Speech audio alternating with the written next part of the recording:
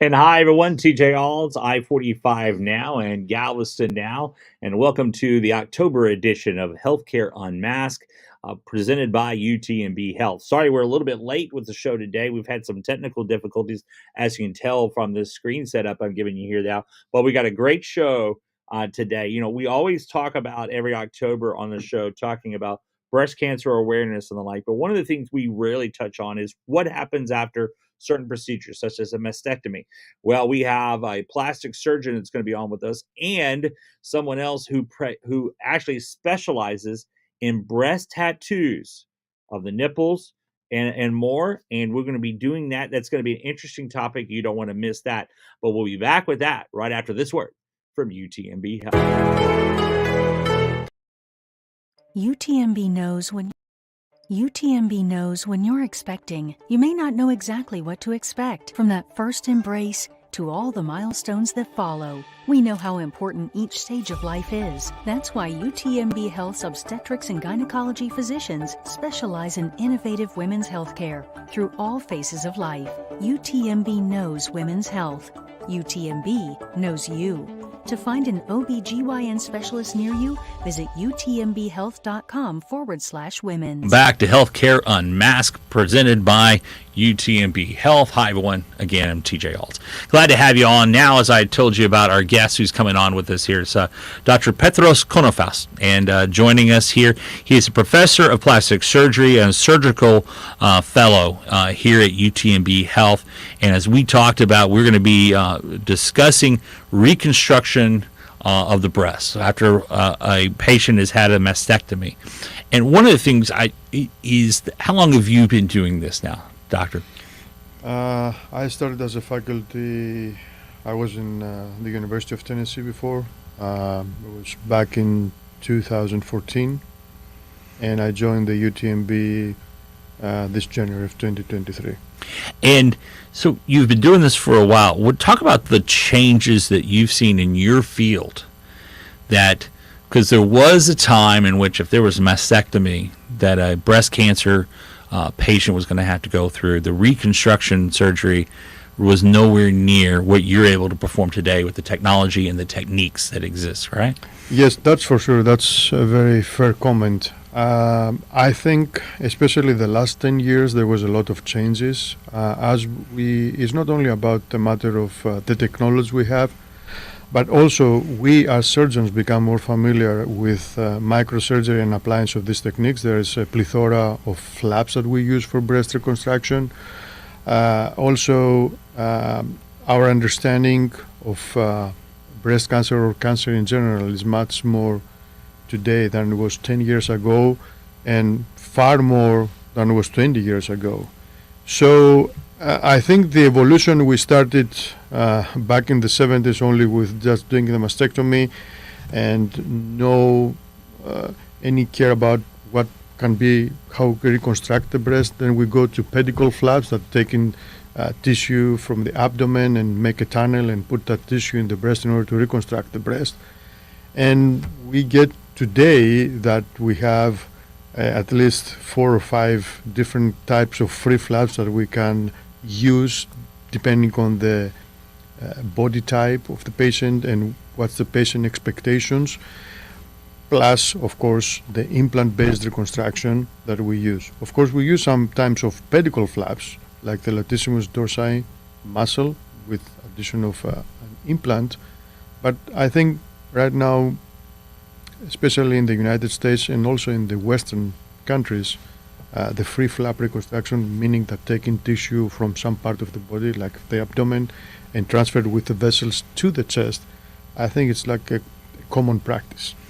And that's an important part of our discussion here today. We have over the years on this show in October discussed, all right, what do you do to check yourself? What precautions do you need to make? What tests do you need to have run? To, all right, now you've been diagnosed, what do you do now? And how that's changed. But this is an important part of our topic now, is being able to tell families, tell potential patients, someone who may know someone who's thinking of or who's experiencing breast cancer, who's thinking of a mastectomy, of what that life can be like. Because a hang up for many patients is I don't want to do that because they'll talk about chemo, of losing their hair, or they'll talk about if I have a mastectomy, I won't be as pretty as I was before. But really, and you pointed it out perfectly, the techniques is more so than really the technology, and the knowledge is what's changed in this field tremendously, like you said. And this is a short time frame. We talk about 70s to now. A lot of people don't realize there's a lot of medical things we've been doing for centuries, but now we're talking about something of a leaps and bounds from the 1970s to now. And also, the other thing is, and I'm glad that we have that in UTMB, that is a team of providers that are taking care of these patients.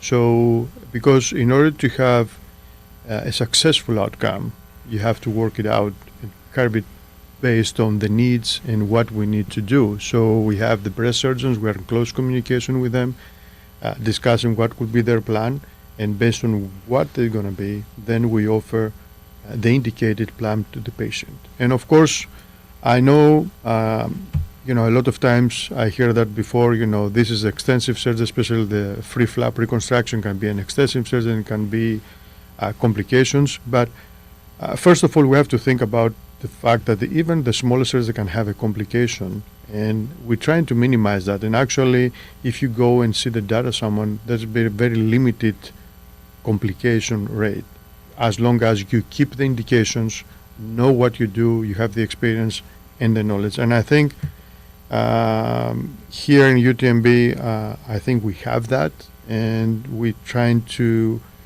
minimizing complication, have a detailed plan, offer all the options to the patient, and describing the indication of course, in close communication with our breast surgeons. And we have a very organized clinic that we see all the patients there.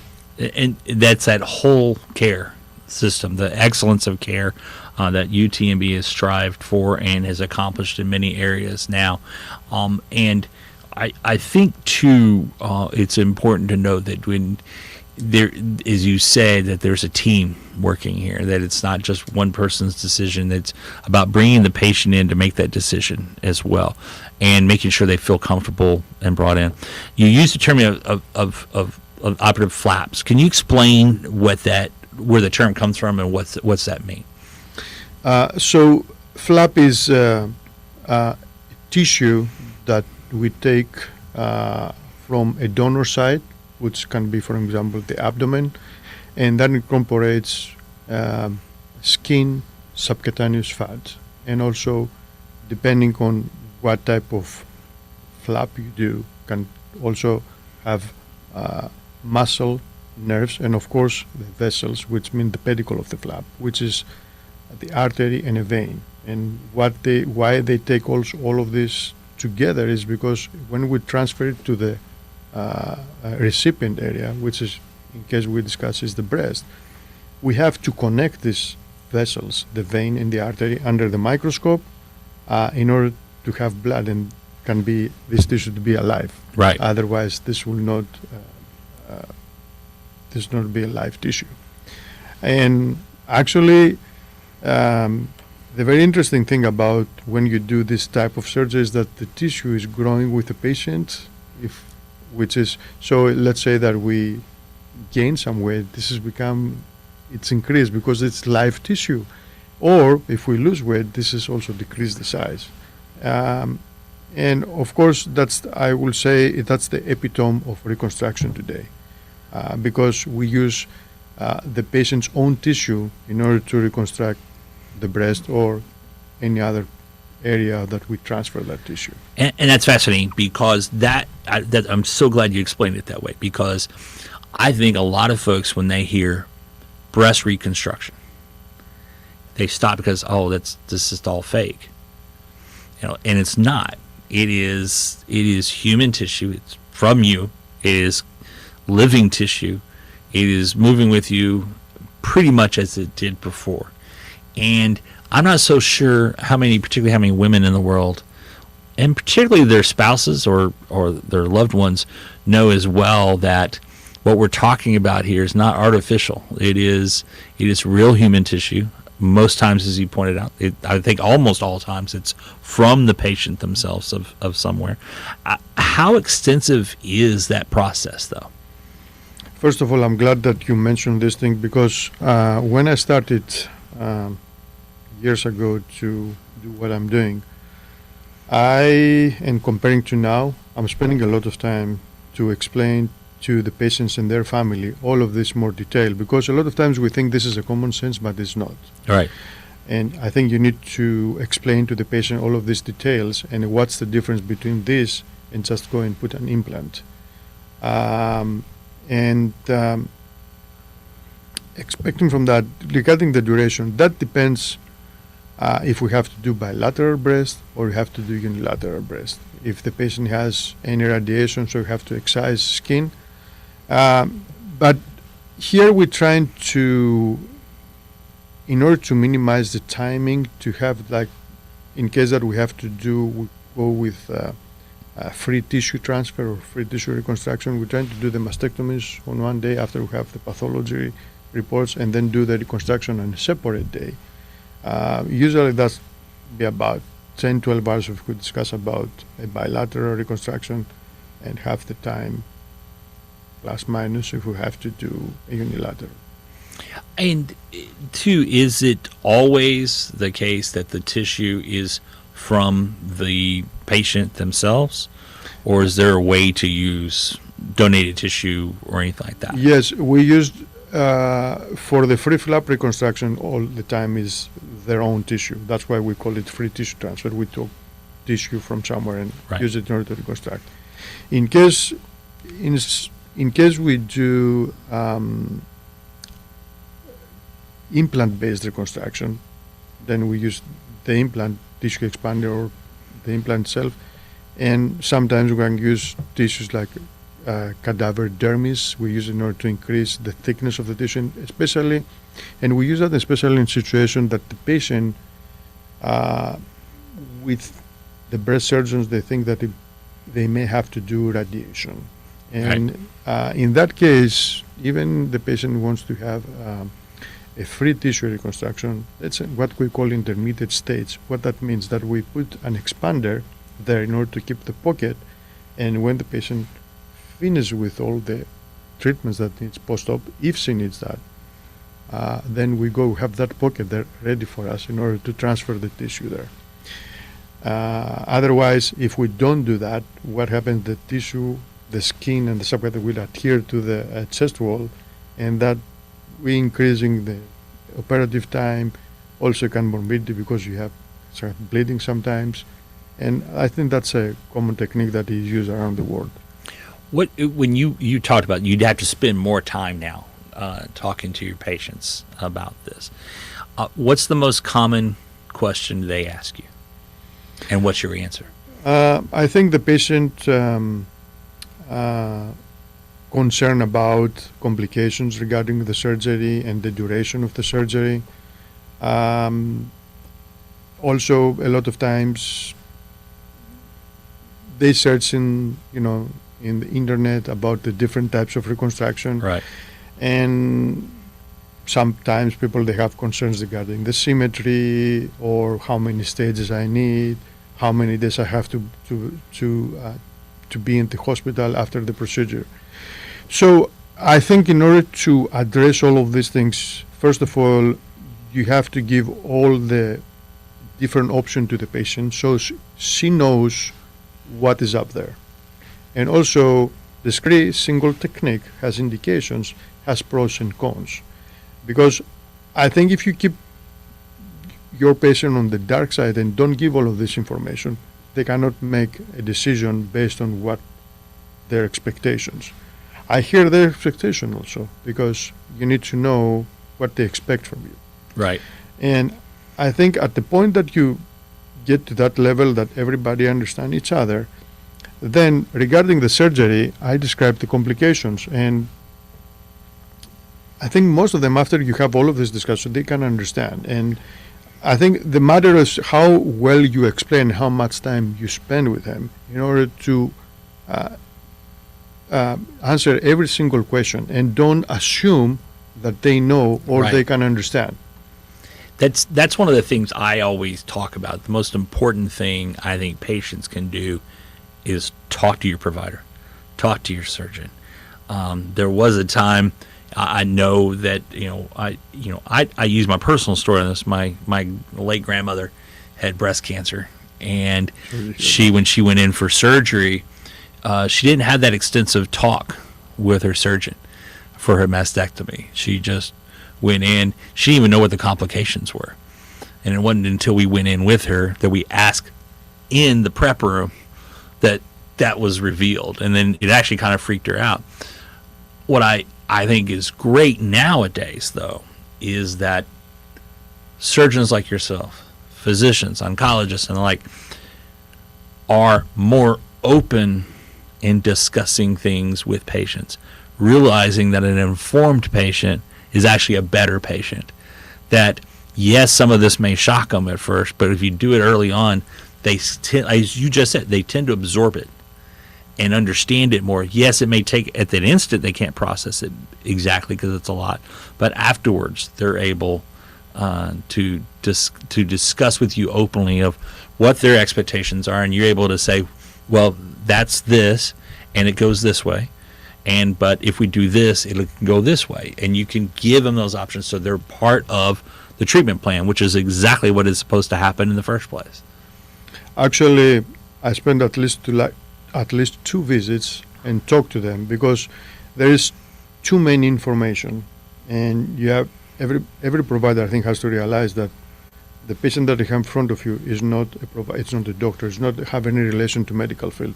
And I think you have to spend time and explain that. And actually, what I tell them, that I'm going to rediscuss the surgery, the surgical plan, possible complications, how things, what the stage is, what to expect. And I think what I find out through the years I'm practicing is that patients appreciate that a lot. Yeah. And makes them to understand and have expectations that is in relation to reality. And I think it builds a better trust between yourself. What's the recovery time in most cases? I mean, I know that you can't always give an exact. Yeah, I will say that possibly they have to stay in the hospital about between 5 to 7 days if everything goes well, especially with a free tissue transfer. If we do implant-based reconstruction, possibly they can go home the same day. Usually it takes about 4 to 6 weeks in general for them to be back to their normal lives. And about how many of these type of surgeries have you done now? Do you keep a tally at all? I don't keep a number. This is not all you do. I should point out, you're a plastic surgeon, so this is not all you do as well. And you and I were talking, we're going to be having you on this show a lot to talk about a lot of the procedures you work on there. I just curious, because you said at the beginning, this is kind of pretty much a common thing now, that it's... Actually, I will tell you, for the last month, I will be more than 10 cases. And we're trying to, because actually to complete all of that service. So, yeah, we know this is the dedication. Dr. We're calling you Dr. K for short. That's it makes it a little bit easier for us. But that Dr. K himself, as we recorded this, we've been trying to get together. You have been super busy this week before the show aired, and we do appreciate your time of coming in. Thank you for having me. And so another question I have is that after they have that reconstructive surgery, what can they expect and compare what their lives were physically before cancer than after they've gone through the recovery time and gotten back to what would be called a normal life? What can the patient expect? So what we expect is, first of all, we're trying to provide them with a symmetrical result and reconstruct the breast so there's no any asymmetries, and especially on the case that we have free tissue transfer, it's their own tissue, they have that natural feeling that they have that before. Sometimes, there's some other things that we have to reconstruct, like for example the nipple. So most of the time they can go with tattoo or have a small flap there. Yeah, we'll be talking about that here in just a little bit on the show. And also, in case that they need to have the size, a larger size, but they don't have enough tissue with a free tissue transfer, we also give them the possibility down the road, 6 months after the main surgery, to have fat grafting or an implant. So I think all of this is part of the discussion we do in the beginning and understand what's their expectations. And I give them the timeline when we can do each step. Mm-hmm. And there are some more extensive to know about along the way, but the big one, what's the one thing that you want every woman to understand when it comes to the topic of reconstructive surgery? So one thing I want to tell to every woman that has that issue is that there is a treatment, there is treatment options, and they should contact us if they're here in the area or any other physician where they live and discuss the possible treatment options, because there are a plethora of techniques. There's a lot of things we can do in order to improve their life. And I think comparing to what was happening, as we discussed before, 30 years ago, I think that's a common practice and they should have reconstruction. Right. And it's one of those things, too, that, we've talked about this topic a lot. It's removing the silos. I mean, for the longest time, the plastic surgery, the reconstructive part, was actually separate from a discussion from the treatment a lot of times. It was not part of that same discussion. Someone else was having that afterwards, the after fact. And so now we're removing those silos and having that team care, as you brought up there. Yes, well. and I think that's very important to emphasize that at least here we have a team and there's a team approach. And I think having that approach, I think you can expect better results. And I'm glad that I'm working with our breast surgeons here. We have a very close communication. We discuss from the beginning what we need to do, what's our indications, or why we do this and we do the other. And I think that also helped the patient to understand that that reconstruction is not just because it's part of their treatment. That's the best way of saying it, part of the treatment. We emphasize a lot, obviously, when we're talking about in October and breast cancer awareness about women. There is a smaller percent, obviously a very small percentage that are men. Are any of these techniques available for male patients as well? They're available. Of course, we don't have the same size that we have to reconstruct some, but yes, if it is involved the skin, we have techniques that we can reconstruct that. Gotcha. Well, Dr. Petro Konofaos, thank you so much for being on with us. He is a professor of plastic surgery. He's going to be a guest with us multiple times now, just based on what we were discussing here between the two of us before the show got going, including, by the way, I'll just give a preview. We don't know when it'll come on, of how he can help you with migraines. That's going to get some viewership for sure. So thank you for coming on with us. I know you're super busy and in high demand, and congratulations too. Now you're running the whole thing as well. You've been here just since January. You're moving along pretty fast since we got you here, and we're glad to have you here at UTMB Health. Thank you for having me, and thank you for doing this, because a lot of women, they can know about it, and that's the important thing, to give that message that there is reconstruction and there is options. Well, that's the goal of this show, is to out there, and every October, I learn something so much new that's available out there for patients and potential patients. And what I like is that folks can follow along and find out a lot of information. And we have on our site where you can find out more.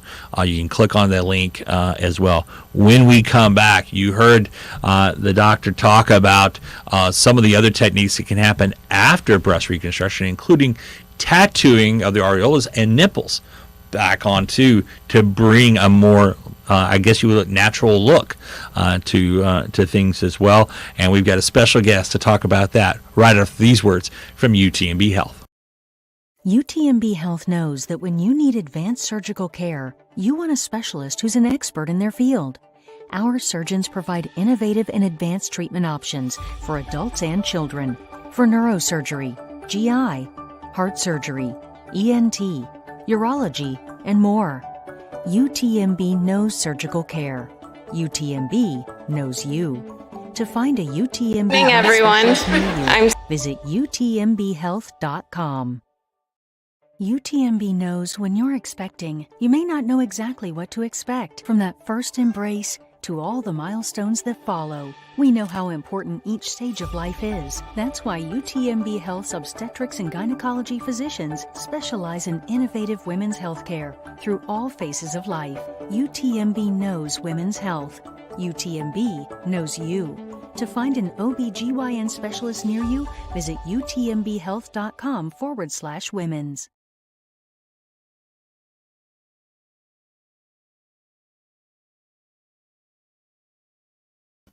It helps if we have the microphone turned on over here. Welcome back to the show, folks. As I said, we had some technical difficulties early. Sorry we were late coming back on the air, getting on the air today, but it's an important episode here, and we are glad now to be joined by Jill Resendez. She's a nurse practitioner, but got one of the most fascinating jobs. I know you were just telling me beforehand, you think this is kind of, this is kind of everyday thing. Your own husband made sure you understood about this. Jill, okay, you explain what it is you do, because I say breast tattoo artist. It's more than that. I mean, but Jill, talk to us about what it is that you do here at UTMB Health, because it's very important for someone that after they've had a mastectomy to feel. It's one thing to have the reconstruction, as we heard from Dr. Konofaos talking about, but what you do afterwards is that added part there. So talk about that. And thanks for being on with us today. You're welcome. Thanks for having me. So I'm the nurse practitioner for the Division of Plastic Surgery here at UTMB. And I do a lot of a little bit for the division. So Botox, fillers, I see patients preoperatively, postoperatively, help them recover. And I also do the nipple areola tattooing for breast cancer survivors after they've completed all of their surgery. It's kind of the final step. Cherry on top, making them feel like themselves again. Okay, so I would take it, though, that UTMB didn't advertise breast tattoo artists as for this job. Tell me how this came about. So when I first took the job on, I'm the sole nurse practitioner for plastic surgery. And so I had a lot to learn in a short period of time. And a couple months in, Dr. Park asked me if, which she was the oncoplastic reconstruction plastic surgeon, if I would be interested in tattooing. And yes, of course, but I didn't even know where to begin, and I had never heard of it. So at the time, it was in the middle of the pandemic. It had just started. So the only training that was available to me was online training or Zoom. But I didn't think that was going to be enough, because I had never even heard of it. I had never turned on a tattoo machine. So I kind of started doing my own thing and seeing what options in person were going to be available to me. And that's when I was going door to door to tattoo artists, reaching out on Instagram, social media, asking, would you guys be willing to teach me for my job? I need to learn to tattoo nipples and areolas, and I don't know where to begin. Yeah. So, I would think, though, too, when you're reaching out to, no knock on body art, because I enjoy, I don't have it myself, but I watch it. I've watched folks when they have the process done, and it's great artwork. But it is a different kind of culture, if you want to care, around a tattoo artist. It's an artist culture, but a little more rough on the edges. So it was intimidating. Yeah, it was intimidating going in. Kind of, they're welcoming when you're going to ask for a tattoo, but when you're asking them something, probably not something they hear every day, it was kind of like, no, we really don't offer that. So, I went. I was told no. So then I was taking my sons to their baseball practice in Alvin, Texas, and we passed by the shop, and after their practice was finished, we got them to sleep. I went back that night and I sat in my car. I was so nervous. I had done it 5 other times. So I don't know, like, I've already done this before. I'm going to get rejected. Right. So I was sitting there, and then I saw 2 men walking out, and I was like, oh gosh, like they were locking up. Mm-hmm. And at the same time, I just got out of my car and started talking so fast. I felt like I have to say something. They're looking at me like, what are you doing? Like, what are you doing here? What do you want from us? Right. So I started, for my job, I have to tattoo. I want to learn to tattoo nipples and areolas, and it's covered through insurance. But just because it's free, I don't think they should get a bad job from somebody that doesn't know what they're doing. Right. And would you be willing to teach me? And the older gentleman said, hell yeah. He was like, my mom passed away of breast cancer, and come back and Ray will teach you everything you need to know. And you say Ray, and that's what we want to, bring up. I have the photo. You and Ray are on the screen right now. Talk about, because I'm going to get to his dad here in a little bit, because his dad sounds like one heck of a character. But tell us about Ray here. This is you guys sitting together, and this would be now. I can't tell. That's not Ray's arm we see in front. Isn't that your fake your practice arm? Yeah. That you do? So that's Ray, and he's a man of few words. But he was so kind and so generous, and so I would go in the evenings, I would go on the weekends, I would go in my free time. And at first he taught me how to draw. So I had to perfect the art of drawing a nipple and an areola. I learned more about that than I ever thought I would know. And so he'd give me homework like, all right, I want you to draw 1,000 nipples and don't come back until you've completed this task. And I want to see them. So while I was like coloring with my kids, I was drawing and they were drawing whatever they were. And and so then I would go to the shop, and he would draw a nipple and an areola, and then I would have to replicate it.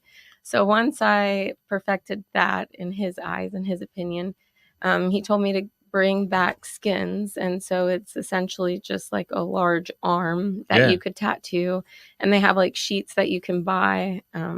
And they do the cover right there, and that's what we're looking at. So tell me what we're looking. I mean, you can see it on the screen now, folks. This is, and we asked Jill. Forgotten it before she had come into work today, but we're going to have this in here. But this is a good photo of it here, and the I guess this is the sheet or the skins as you call it, or the sheets over there that are showing your designs and the like. So just talk about, because getting from this to doing it, you want to practice as much as you can without having the live subject. And so talk about this process here. This is a fascinating thing. So that was my first. I would just practice like the different stroke. He taught me like certain strokes that would help me to learn how to make an areola look real, a nipple look real. So at first I was just practicing like the different strokes, not necessarily. And then you can see some of those on there are pretty rough. They look like just circles. But getting like how a tattoo machine actually works, it's a lot different than just drawing. And then I would watch like Ink Master, like different shows, and I would have such a different respect because they would have like lines that look like they could like roar at you, and I could barely draw an abstract. Right. Like I didn't have to draw straight lines. Like it looks better if it's crazier and not, so straight and how it's supposed to be. But it was really hard learning at first. But yeah, I used so many of these little sheets. I would put them over the arm and it's really, I mean, because you've gone in, you go into the medical field. This is not something you anticipated until Dr. Park, and we're going to talk more about Dr. Park here in a little bit, because I know she just left UTMB. You're a big fan of hers. A lot of folks are, by the way. But this process, you're going into the world that you don't know at all. I mean, you're talking about watching, what was the show called? Ink Master. Ink Masters. And I've seen promos for it, and every once in a while have stopped myself, and go, oh, okay, it's kind of interesting. But I mean, you're looking at folks that got big loops through their ears, and they look, kind of like your buddies there at the tattoo shop and all. But that looks can be deceiving in that part too. Very deceiving. But you had been turned down so many times, and then you have this got a kind of God wink moment where you run into the one guy whose mom died of breast cancer, and makes the instant connection once you explain it, and says, "Hell yeah, we're going to do this and help you." That's a great thing that helped this process. But you go from your world, which is very sanitized, and fluorescent lighting, and just LED lighting. I mean, all of that, to this, and let's give a plug for the shop too, by the way. Yes, it's Marlin Spike Inc. in Alvin, Texas. Yeah. They are amazing. He does fantastic work. Go check him out. He's great. They're great people. Now, let me add, and did you have any tattoos ever before this? I did, yes. And Ray told me the best way to learn is to have it done. So I got a tattoo by Ray myself. Gotcha. And now we got to get, because this is, as so we see you working on this arm here, this fake arm. We should point out along the way. I don't want anyone to think that they went and just took it off a cadaver somewhere, or anything like that. I'm not trying to be joking about everything here. But then, you get to, how many hours did you spend with them just getting to the point? Oh, a lot. It was over the course of 8 months.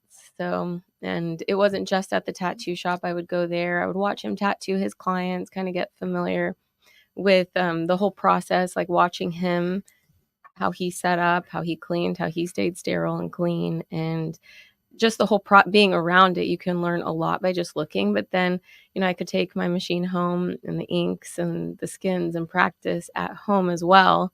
So yeah, it was a lot of time kind of focusing and perfecting this in my free time. So it was fun. And we should point out, when she says that my machine, she means it, because what UTMB had was actually kind of outdated, was it not? Yes, all of the machines and everything that I said, this is what we did in the past, the person before you. And I was like, okay.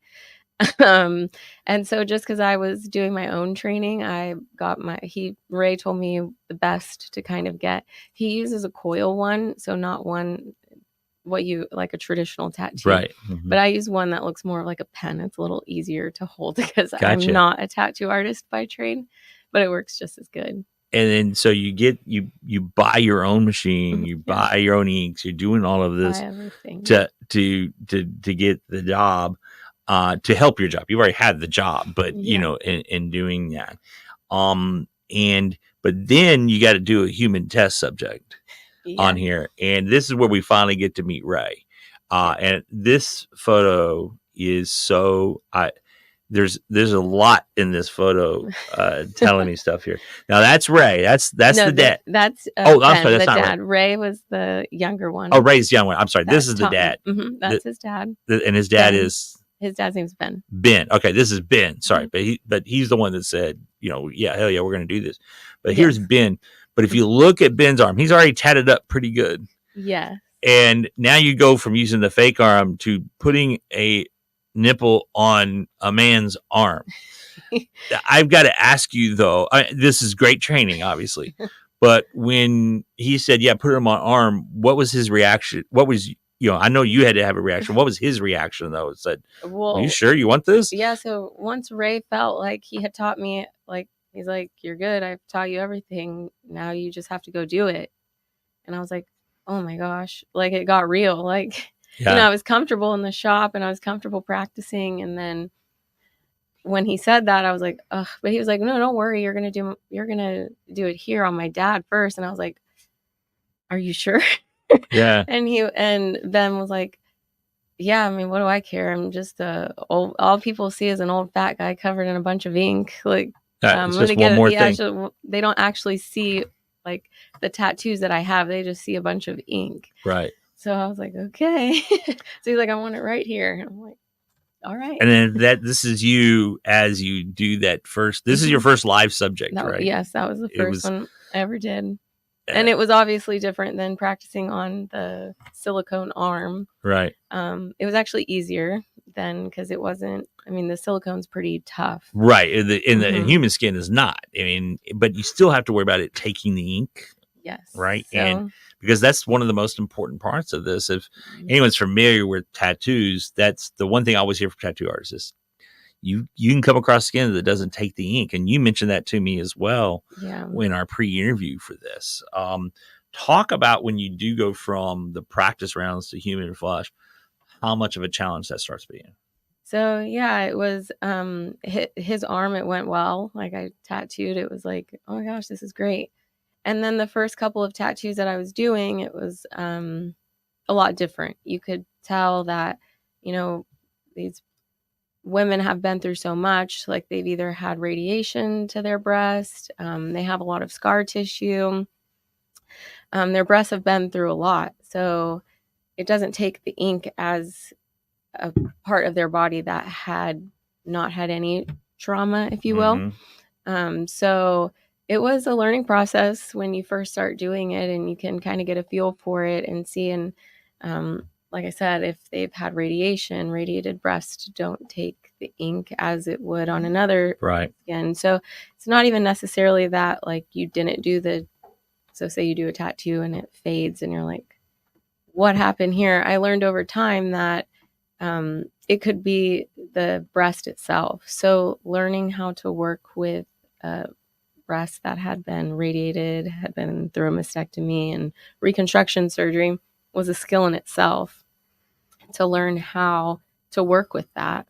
And sometimes the breast can't take the ink or the whole session in one sitting. So you have to divide them up. It's normal that you can get what you can, because once you cause so much trauma, you don't want to scar it up even more if it's just the ink's not even gonna take. So you kind of have to know your limits. I learned that on Ben's arm, I could have the machine set up at a higher voltage where the breast didn't tolerate it much.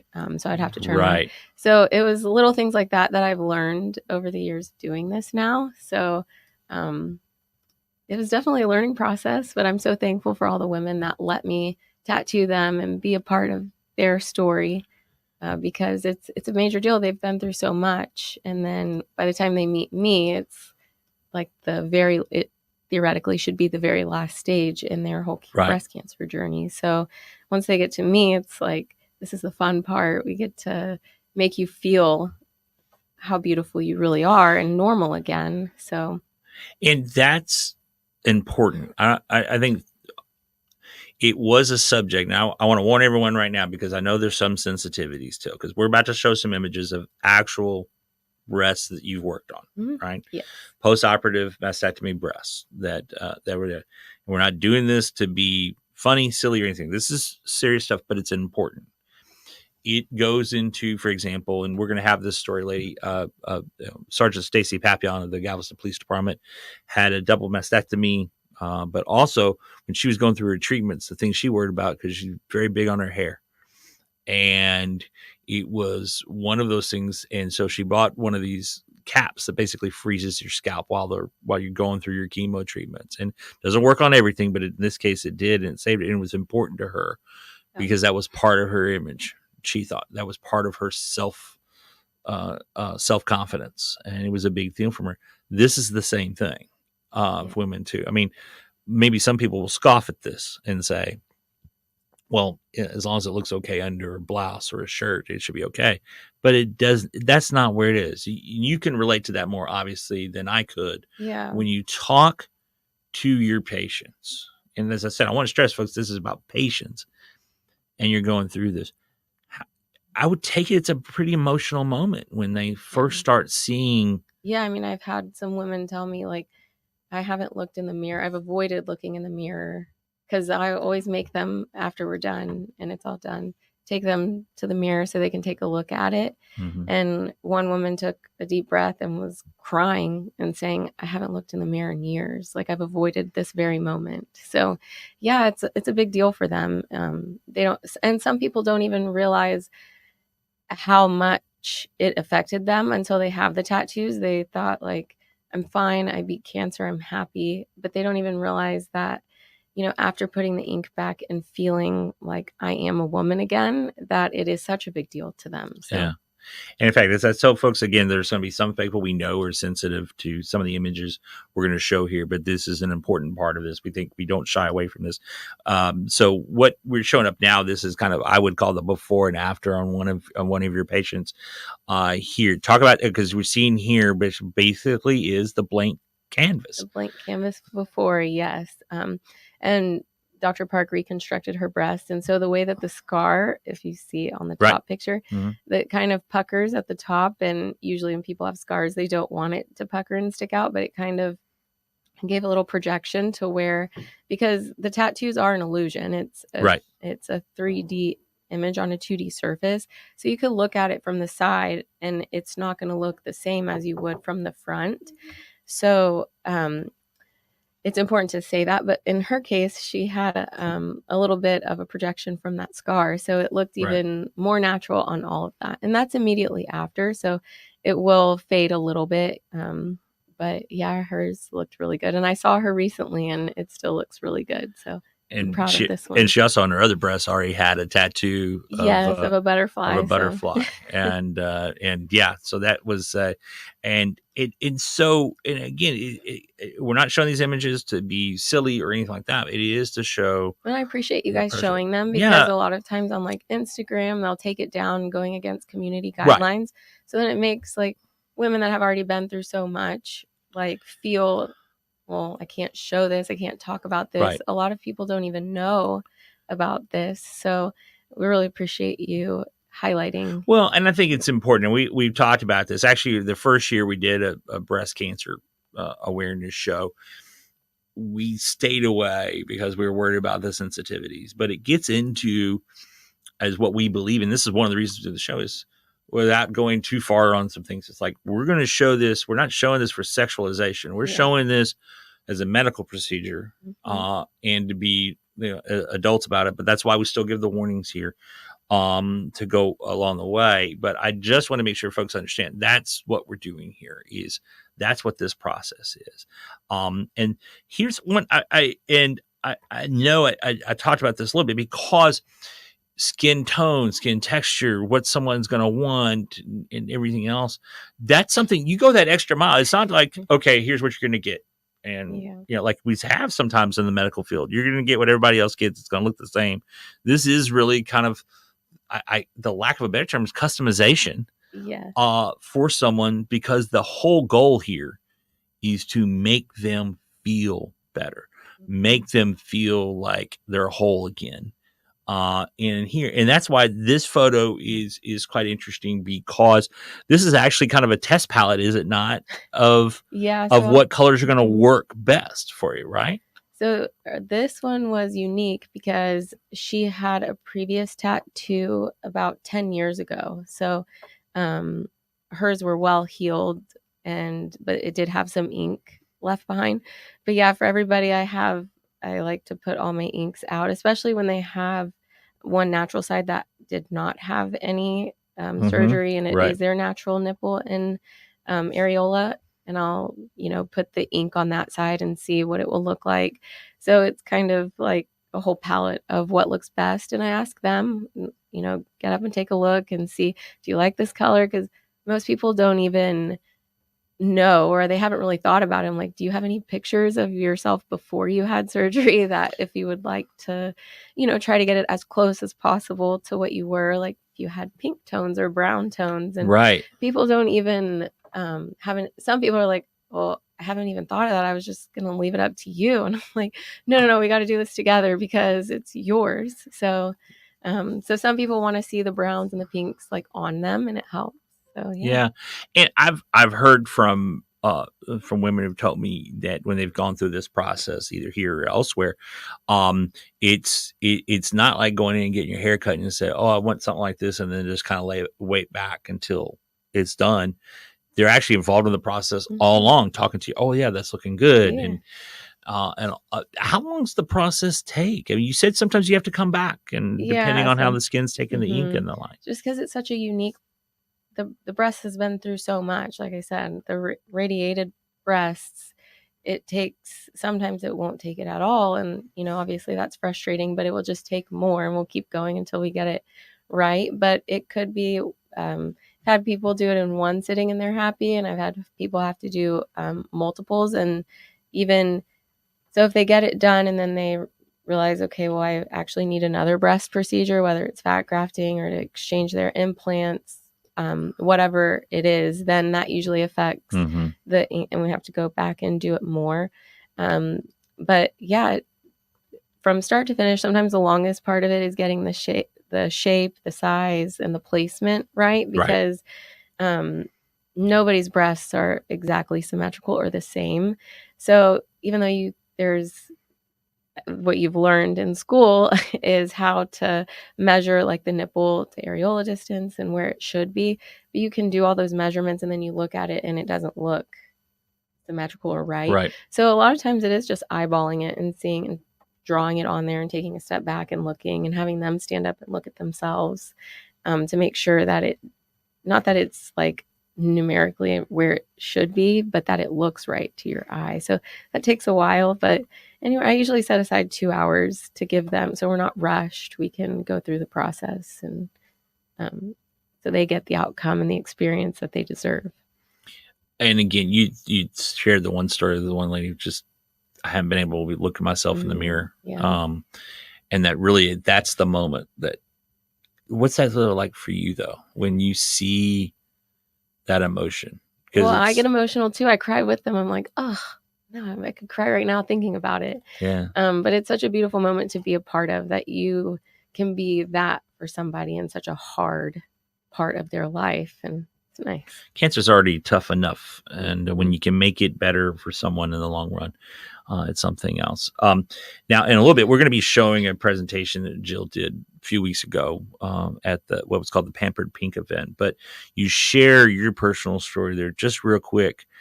Why did you take into this field? Because you have a personal story connection to breast cancer.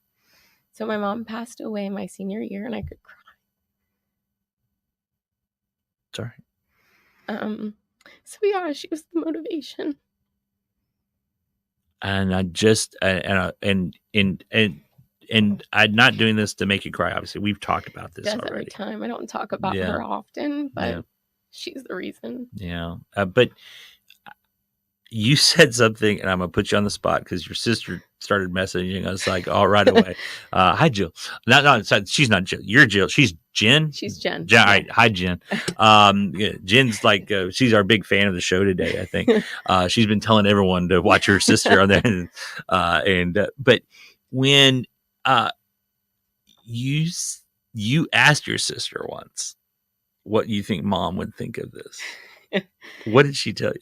I asked my cousin, but cousin. I thought it was your sister. Sorry. No, so she would have laughed. The thing about my mom is she told me, I don't care what you do when you grow up, whether it's clean toilets or flip burgers or be the CEO of a company, whatever you do, be the best at it. So you be the best at cleaning toilets or the best at flipping burgers. So I kept that in mind.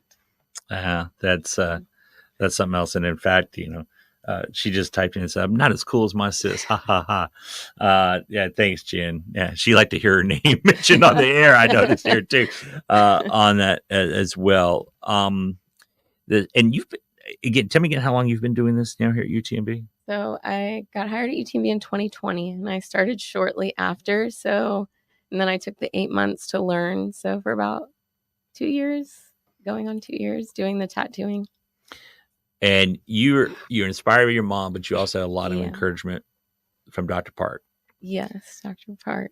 Let's talk about that, because that's an important person for you in all of this, right? Yes. So she's a great surgeon. She's good at what she does. She pours her heart into it as well. You can tell just speaking with all of her patients. They were very sad when she left, and they speak so highly of her, and she's very ambitious, and she was a big supporter of the tattoos and me getting to this point. So yeah. Cool.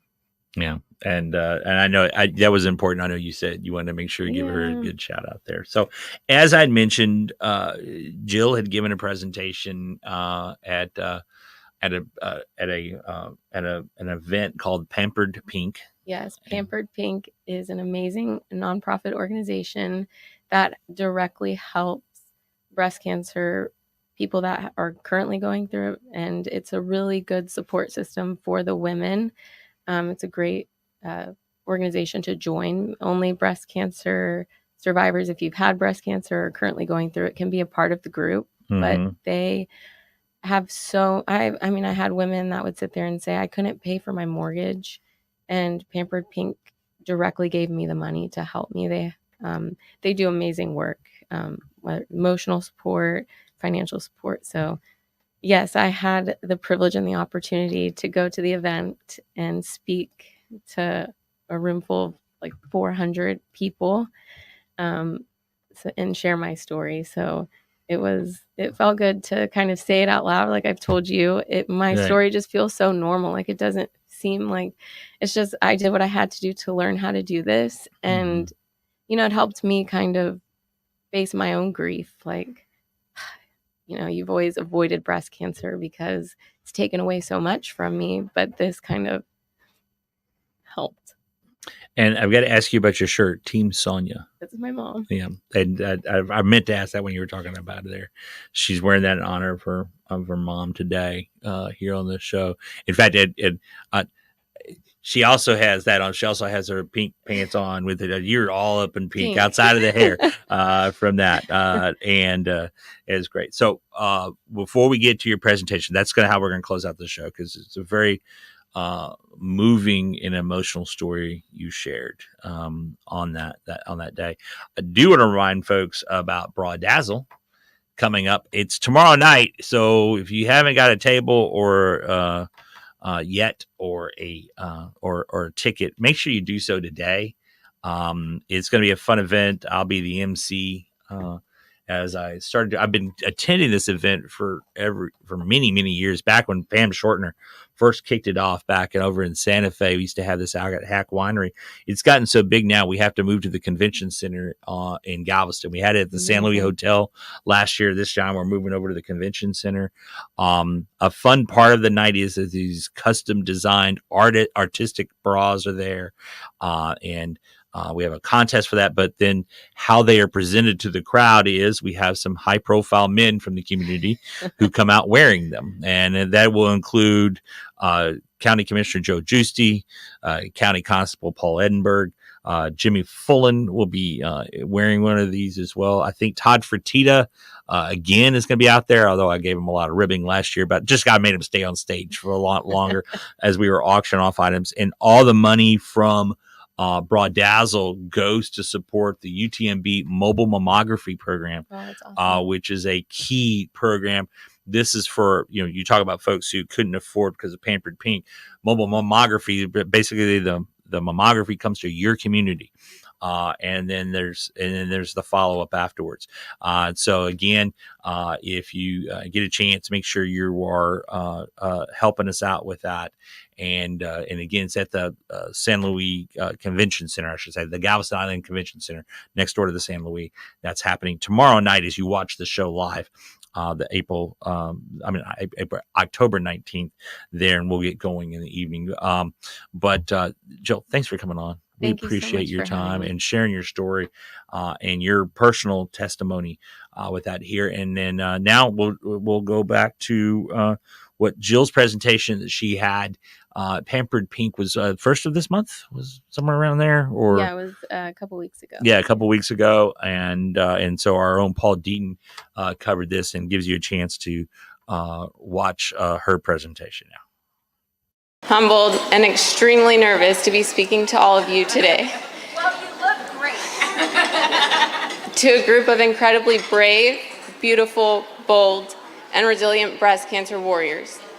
Thank you so much to Pampered Pink, Joni, and Chevis for inviting me tonight. And thank you to all of you for having me.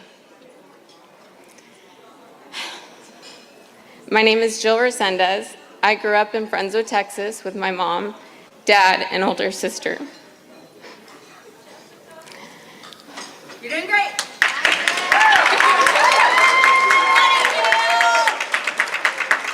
We came from a close-knit family and what I would describe as a simple childhood. We didn't have a lot, but we had each other. We enjoyed creating memories with friends, our extended family, and being outdoors, going to church, and so much more. I grew up playing all different kinds of sports, but ended up focusing on softball, which I did after school, every weekend, and throughout every summer. Basically, all my free time was dedicated to softball.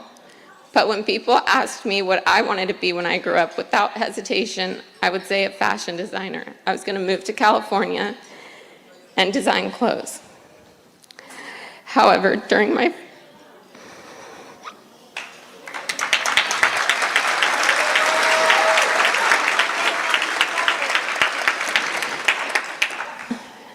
my freshman year of high school, everything changed.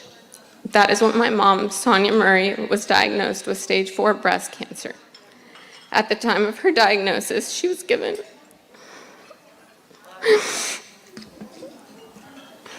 only 6 months to live. My mom was determined to make the most of every day. We planned adventures, we took trips, and we lived every day with intention. We made every minute of every day count. My mom truly lived like she was dying. She went to countless doctor's appointments.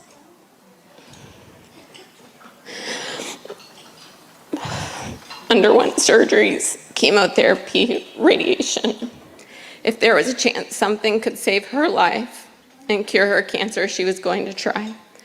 And thankfully, she was able to participate in clinical trials at MD Anderson. She attempted treatments that had not been proven successful yet in hopes to give us more time together. Despite the doctor's initial 6-month prediction, she courageously fought for 4 more years. In the face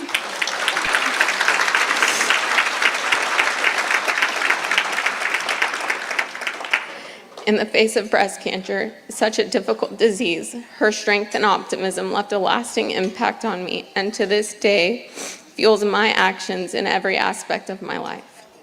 Losing my mom my senior year of high school was absolutely devastating. At times, it felt debilitating to continue living without her. And there was no doubt that her passing changed the course of my life. In the last month of my mom's life, I met a hospice nurse. She sat and talked with me. We laughed. We cried, but most of all, she made me feel comfortable in the worst moments of my life. I wanted to be able to do that for someone one day. So my dreams of going to California as a fashion designer were on hold. And I went to college. I was offered a full-ride scholarship to a junior college and graduated with my associate's degree in science. From there, I applied to what felt like hundreds of nursing schools, and in 2013, I graduated with my Bachelor's of Science degree in nursing.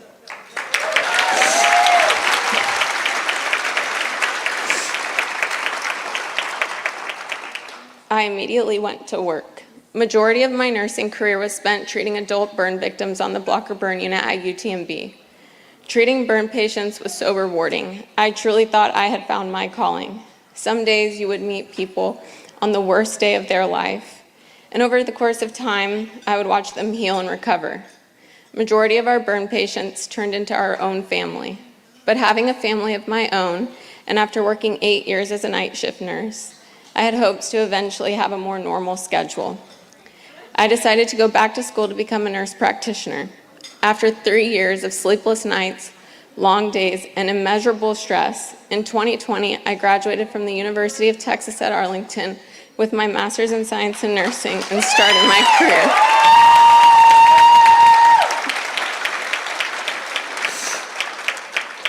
In the beginning of the pandemic, it was challenging to find a job, as not many places were hiring new employees, but thankfully, I was given the opportunity at the Lung Center. In the height of the pandemic, I treated numerous patients hospitalized with COVID. I learned so much about being a nurse practitioner, but what I also learned was the treatment for acutely ill COVID patients was non-existent. It was emotionally and physically taxing. So as the pandemic continued and life started to return to normal, I decided to pursue a position that better suited me. In 2021, I was hired as the sole nurse practitioner for the Division of Plastic Surgery at UTMB. Navigating my new position was challenging, as most new things in life, in any part of life, are. But as I'm currently the only nurse practitioner for the Division of Plastic Surgery, I was paving my own way. It was obvious to me that I had a lot to learn in a short period of time. I currently support 10 plastic surgeons, as well as my own patients of Botox, lasers, fillers, and soon-to-be nipple areola tattoos. A couple months into my new position, Dr. Julie Park, who specializes in oncoplastic breast reconstruction, approached me and asked if I would be interested in tattooing nipples for breast cancer patients. My immediate reaction was excitement, and without hesitation said yes, but then almost instantly my mind started racing with about 20 questions. I had never heard of this before, and certainly did not know anybody that was offering it, but thought, how cool. I knew the surgeries my mom had and how she looked and felt after her treatments. She used humor to cope and make light of how she felt about her new body image. And as I remembered how she felt, I knew how beneficial this could be for people who might be sharing these same feelings. So I started asking about training courses, but at that time at UTMB, the COVID policies were extremely strict, and the policies would not allow for me to go to in-person training of any kind. After the pandemic, businesses, schools, shopping, fitness, and pretty much anything could be done on Zoom, but I did not think online training would suffice to perfect the art of nipple and areola tattooing. Considering I did not even know how to turn a tattoo machine on, virtual training was out of the question. When I got home and I told my husband that I needed to learn how to tattoo nipples and areolas for my job, and I did not know where to begin, he said, if anyone is going to figure this out and be successful, it's going to be you. And you know, his response made me realize that there might be obstacles, but this will be possible. In my life, breast cancer had already taken away so much from me. I avoided anything associated with breast cancer. If I was going to be honest with myself, I never truly grieved my mom's passing.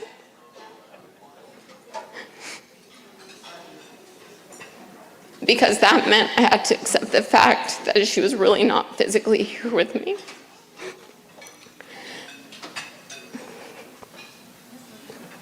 The more women I met through UTMB going through cancer treatment,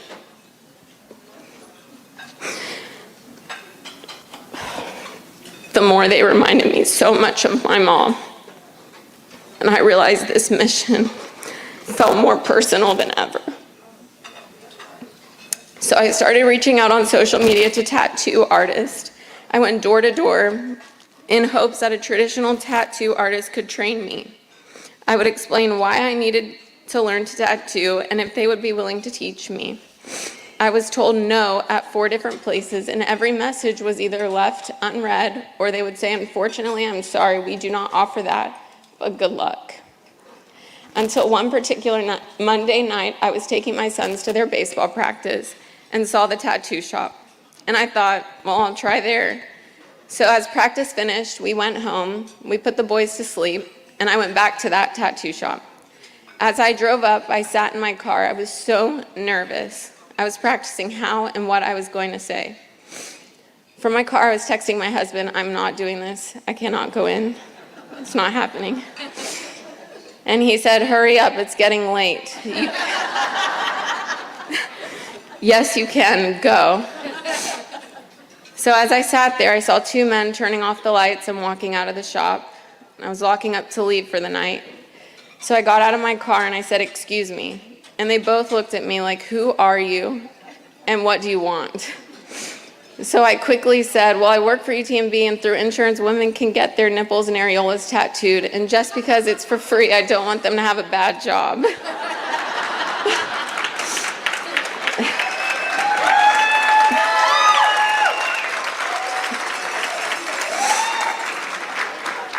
The older gentleman said, hell yeah.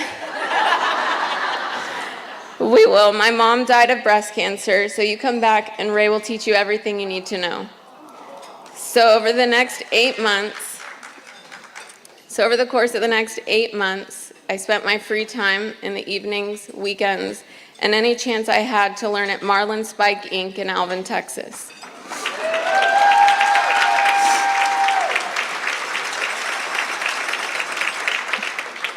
He taught me how to draw, shade. He would even give me homework. He would tell me not to come back to the shop until I've drawn 1,000 nipples. He really was the best teacher. And once I perfected how to draw and shade, he taught me the way around a tattoo machine. I practiced on skins. I would watch him tattoo his clients. He let me use his tattoo supplies, his cleaning products, his gloves, his ink, and anything in the shop I needed to learn. He never asked for any reimbursement, and anytime I asked him, "What do I owe you?" he would say, "You're good. Don't worry about it."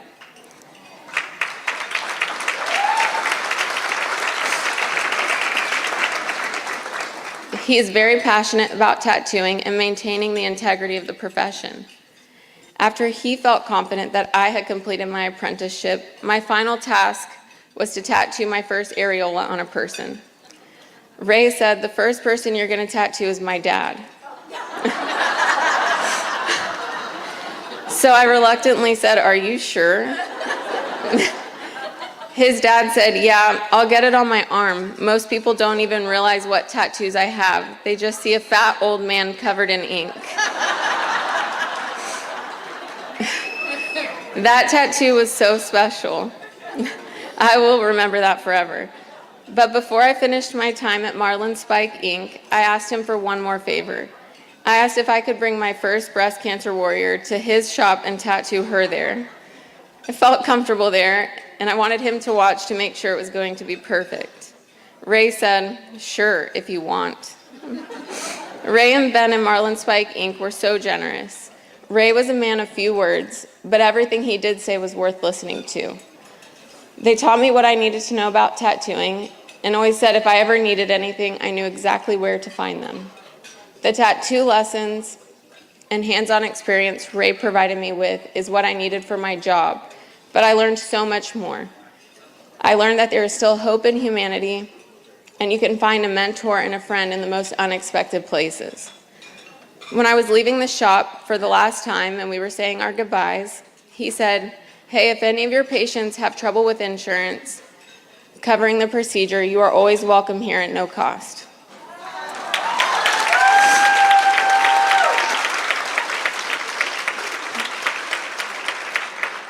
And so with my training completed at the shop, I started offering the service at UTMB to actual breast cancer survivors. At first, I was so nervous, and a part of me still does get nervous. I don't know the exact journey each and every woman went through to get to the tattoo part of their battle with cancer, but for most, it's the final step in their entire breast cancer journey. What I did know was what my mom went through, the profoundly difficult emotional roller coaster of hope, fear, pain, and sadness. So I'll be damned if this woman get through years of probably the worst and the hardest times of their life to not have the most beautiful nipples and areolas.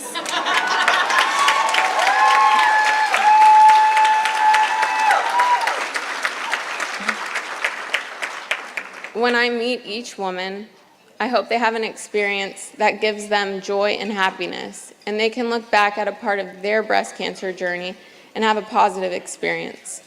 I hope when they look at themselves, the surgical scars fade, and the ink reminds them of how beautiful and strong they truly are. I want to sincerely thank all of the women I have met for putting their trust in me.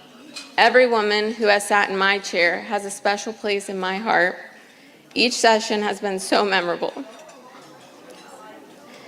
And though they say how much I have changed their life, you all have really changed mine.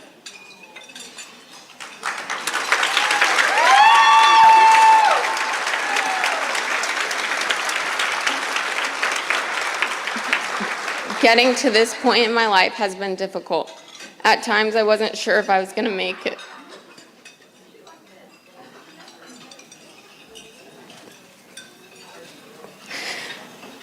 But I had a lot of very important people who never let me give up on myself.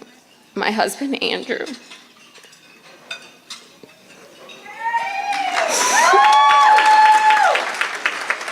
And my 3 sons, Mason, Carter, and Benji.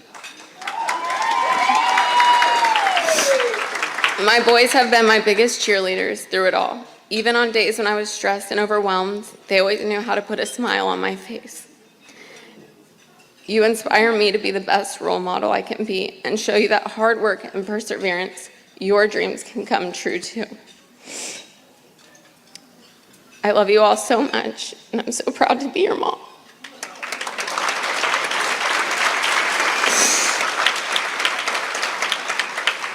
And Andrew, my husband and my rock, I don't know how to begin thanking you for all you have done for our family. There were late nights studying in school, and then late nights training at a tattoo shop, and everything in between.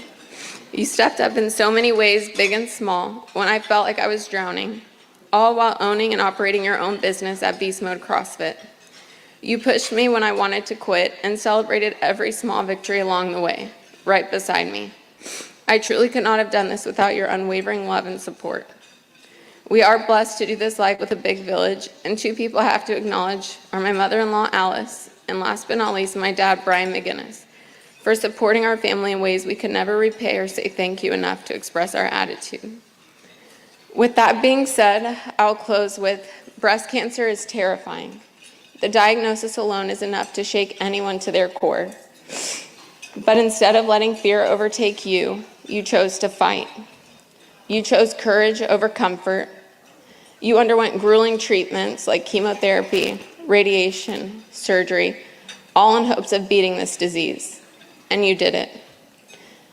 Just like my mom said on the day of her diagnosis, cancer will not win. And if I could tell her one thing today, it would be you were right. Cancer did not win.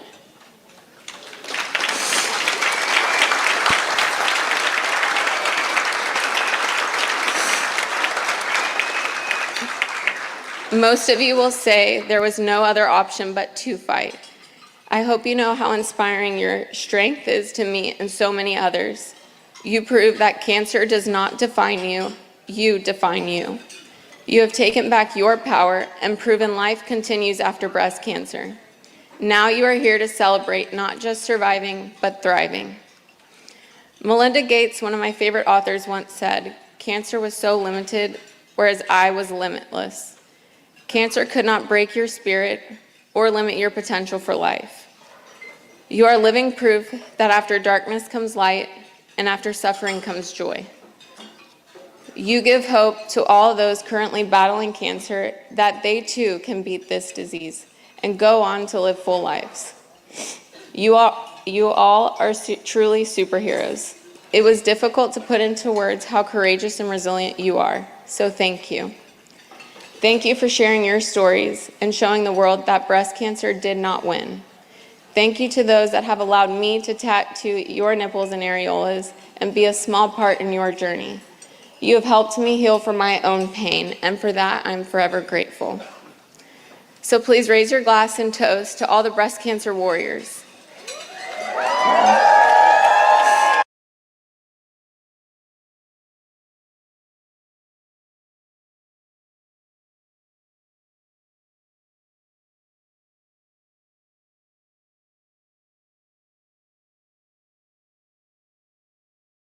UTMB knows when you're expecting, you may not know exactly what to expect. From that first embrace to all the milestones that follow, we know how important each stage of life is. That's why UTMB Health's obstetrics and gynecology physicians specialize in innovative women's healthcare through all phases of life. UTMB knows women's health. UTMB knows you. To find an OBGYN specialist near you, visit utmbhealth.com/women's.